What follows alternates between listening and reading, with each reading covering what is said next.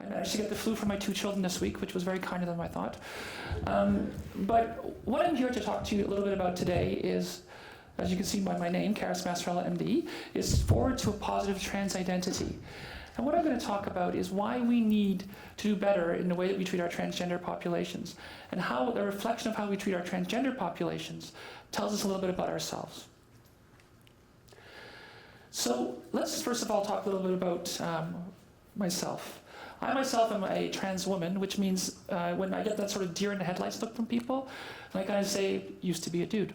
And usually people sort of get it at that point in time. But that's what a trans woman is, somebody called an M2F, or male to female transsexual.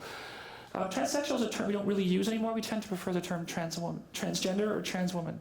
A trans male, or as I like to call it the trans bono effect, is somebody who is female to male. And we also have the concept of gender queer, and also the idea of gender fluid identity. Now, because obviously mainstream society has a term for us, we also have a term for you. And so we refer to people whose gender identity is congruent with their biologic sex. We call you cisgendered. So these are just a couple of terms I wanted to talk to you about. And maybe first just discuss, so when I use these terms later, you'll have a basis to understanding where I'm coming from. I have to warn, I'm a little bit hepped up on cold medication, so it could make the talk more interesting or a little bit more scattered, I'm not sure which.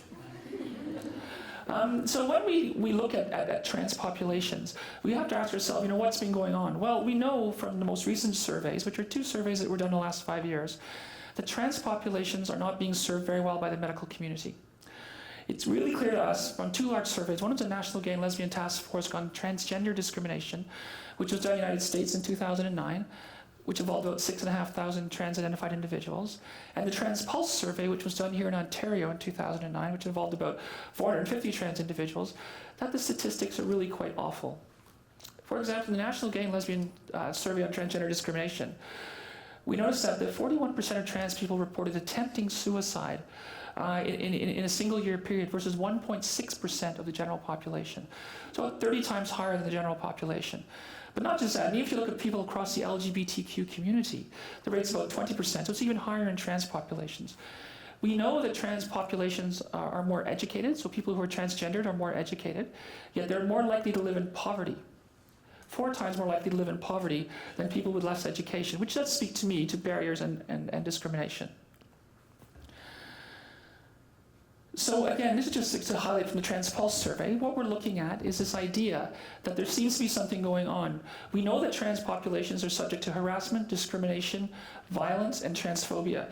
And yet, we continue to see this going on even today in 2012. The other things that are more disturbing to me as a physician is that we know that 57% of female to male transsexuals and 46% of male to female trans people had unmet health needs. And of those people, 25% of F2Ms and 21% of M2Fs avoided ER because they were transgendered. So these are people that theoretically had what they perceived as life-threatening or potentially life-threatening emergencies, but wouldn't go to an emergency room because they were afraid, not because of the presenting complaint, but because they were going to be treated differently than other folks. And this is a common theme that we see in trans populations, where they get treated very, very differently by other populations. I just have to check my notes, sorry, I apologize for that.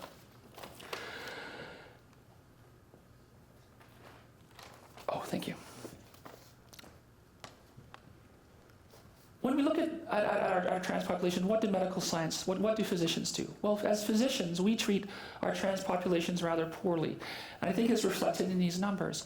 We pathologize the identity, we create barriers to care, and we don't teach it to people. So what that means is that most trans people have a great deal of difficulty accessing care.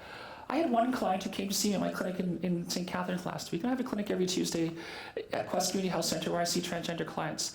The only dedicated clinic outside of Toronto and Ontario that sees transgender clients. I had one client drive 500 miles to see me last week. 500 miles. And all I said to that client was, welcome, and the client started crying. Because somebody had been kind to them, had been decent to them, and had treated them like a human being. And I said, that's the way you deserve to be treated. I also, when I went to work last week, on Saturday at St. Joe's, I'm an emergency physician at St. Joseph's Healthcare. It happened since 1997. I was going through my mail in my box and I had a letter, which I didn't know who that was from. And it was a really beautifully written letter by a person who was in desperate need. They were terrified to tell their family doctor that they were transgendered for fear their family doctor would fire them as a patient. And he asked me or begged me to help them. And of course I'm going to help that client. But that is just an idea of some of the issues that trans clients face in the province of Ontario today. The largest center that sees trans clients is the Sherbourne Health Centre in Toronto. They have over 500 trans-identified clients. The waiting list to see a doctor at Sherbourne Health Centre is 3 years. So where do I think the problem lies? Well, I think the problem lies in the idea of the diagnosis. But just say one more thing I'd like to point out to you. What if you're a racialized minority and you're transgendered? Well, things are worse, much worse. In the American survey, 20% of black trans clients reported to be HIV positive versus 0.6% in the general population. 41% experienced homelessness. 15% reported physical violence at work. 50% experienced harassment at school, of which 27% were physical and 15% sexual. And with that, 12% came from their teachers. These are the kind of numbers that we see consistently. And why do I think this has occurred? I think it's occurred because we get to appear in this, the DSM-4 TR.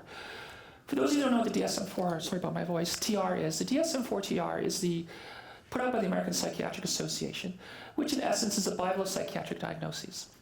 Now I can almost guarantee that everybody in this room would qualify for a diagnosis in DSM-4 TR. You just would. If you look hard enough, you can find something. But we had the misfortune of being put into it. And look at the title, Gender Identity Disorder. Now I'd ask you, how can you call somebody's identity a disorder? How can you look somebody in the eye and say, how you identify as a person is a pathology? You can't do that. I think that's unfair, it's unethical, and it's wrong. You might be able to argue that certain behaviors are pathologic or harmful, but you can't look at somebody's core identity and call it a disorder.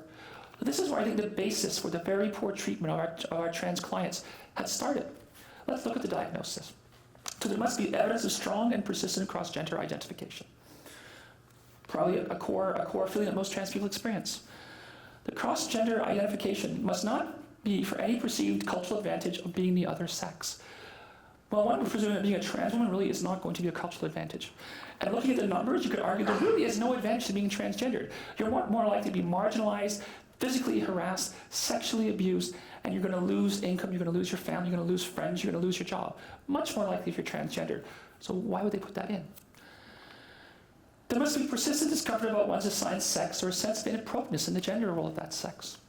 This is the concept of gender dysphoria, which is an idea that somehow it's so uncomfortable that it's pathologizing. There must not be a concurrent intersex condition. Again, that makes no sense. Why could an intersex person not theoretically have a gender identity that's incongruent with their assigned biologic sex? Because we know the moment you're born, the first thing doctors do is look at your genitals and define you, right? You're a boy or a girl based on a single look. Nobody asks you. Nobody says to you, oh, you don't have a say in it. From the moment you're born, you are identified by your genitals. Not about who you are as a person, not about how you identify, not about how you feel about yourself, but purely by looking at your genitals. And again, this is the other part. There must be evidence of clinically significant distress or impairment in social, occupational, or other important areas of functioning.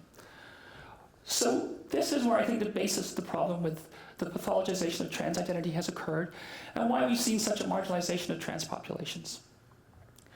So let's look at it from a personal perspective. So when did I know I was transgendered, or I had some issue? Well, I would say probably when I was about 5 or 6, I thought it really odd that none of the other boys wanted to be girls. It was like, wow, what's wrong with these guys? It's like, wouldn't you want to look that good? But apparently they didn't. They just wanted, fight, scrap, do all the things that boys do. So of course I participated, because back when I grew up, having a feminine male identity was not cool. And you know what? I'd argue it's still not cool. But about 8 or 9, I went to Encyclopedia Britannica. Now, for you younger people here, I just thought actually Encyclopedia Britannica and the Globe and Mail is no longer going to be published anymore. It's funny, I read that article on Friday, I think. And in our day, that was like the Google of our time. We didn't have the internet, right? The internet, when I grew up, didn't exist. So I went to Encyclopedia Britannica and I looked it up. And I think I also saw a documentary on Renee Richards, who was an ophthalmologist, who transitioned and played in a women's professional tennis tour, which created quite a stir in the early 1970s. I looked it up and I said to myself, that's what I am. But I didn't feel like there was something wrong with me. I didn't feel like I was sick. I didn't feel like I had a personal medical problem. I just think that's who I am. But I knew I couldn't tell anybody, because if I told somebody, the first thing they were going to do was send me to a psychiatrist. And I was going to get medication, I was going to get therapy, and I was going to talk to feel shame, anxiety, and feel bad about who I was. So what do we know? Well, we know we have an effective treatment for trans people.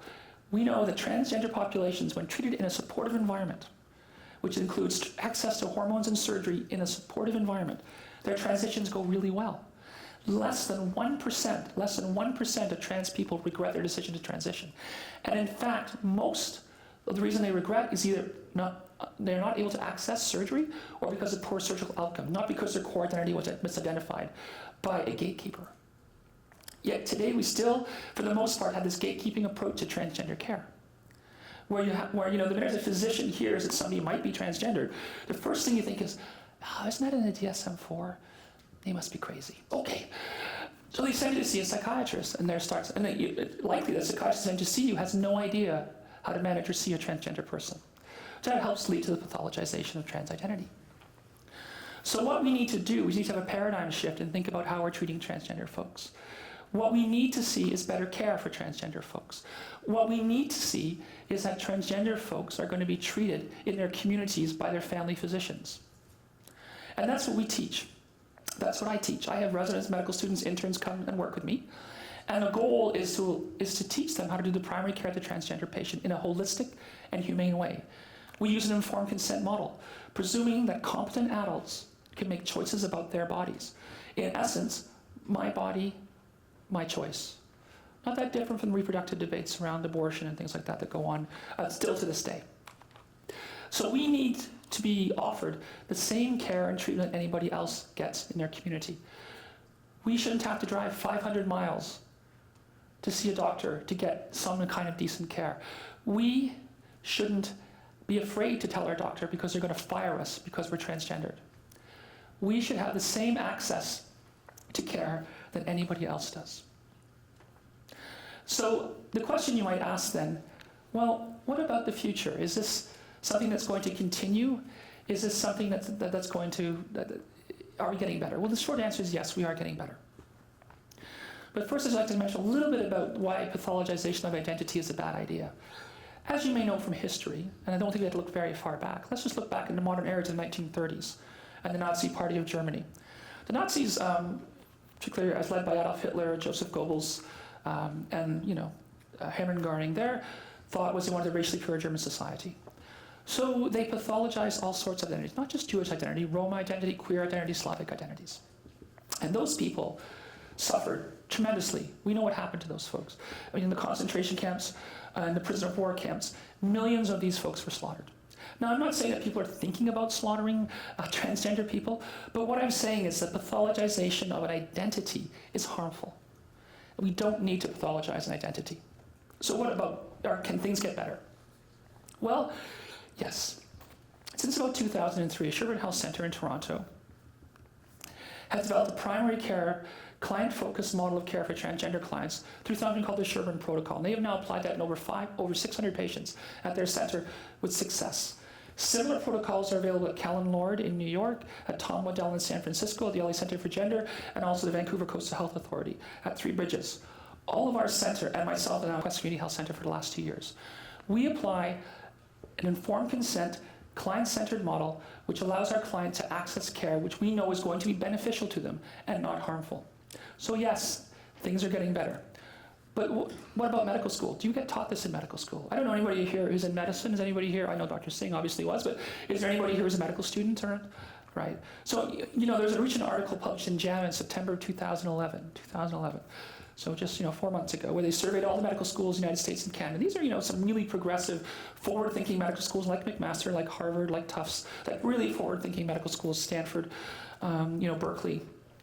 And the average amount of time was spent on LGBTQ teaching? The average amount of time was 4.5 hours in the entire medical school curriculum.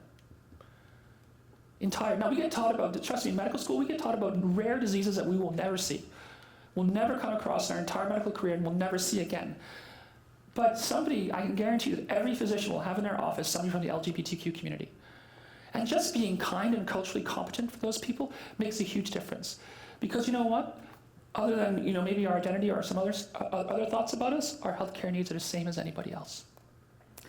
So as I said, Sherburne has applied this holistic protocol since 2003, and things have gotten better, there's no question. And we know that our regret rates, our suicide rates have gone down dramatically. In the 2 years that I've been doing healthcare at Quest Community Health Center, in my over 100 plus trans clients, not a single client has attempted suicide. I call that a success. So what about WPATH? Well, WPATH is the World Professional Association for Transgender Health. And we had our biannual meeting in Atlanta in September 2011. They've recently come up with the Standard of Care Guidelines, version 7. I still think they're behind us, but they're better. And I think the two great comments they made were being transsexual, transgender, or gender nonconforming is a matter of diversity, not pathology. And also reparative therapy is unethical. So you would see all sorts of gender variant children being brought to physicians and other healthcare professionals who tell them, your child, take away all their girl clothes, take away all their toys, make them, put on boy clothes, make them play with boys, and that's going to be good for them. It's not good for them. It harms them. So yes, things have gotten better, and yes, I think the future is brighter.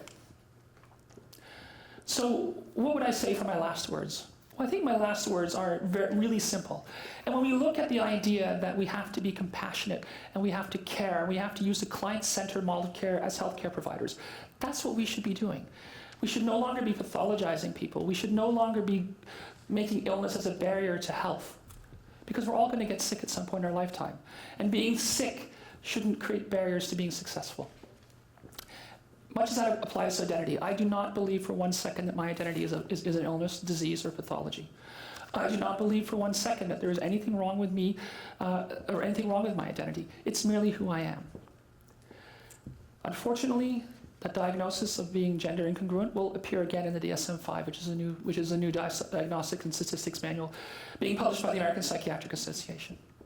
It's unfortunate because I still think it's going to stigmatize and it's going to harm trans populations. But at the end of the day, we're doing better. And I would ask anyone here who knows a transgender person, who meets a transgender person, they are going to be terrified to tell you who they are. They're going to be scared. And they're going to think you're going to reject them.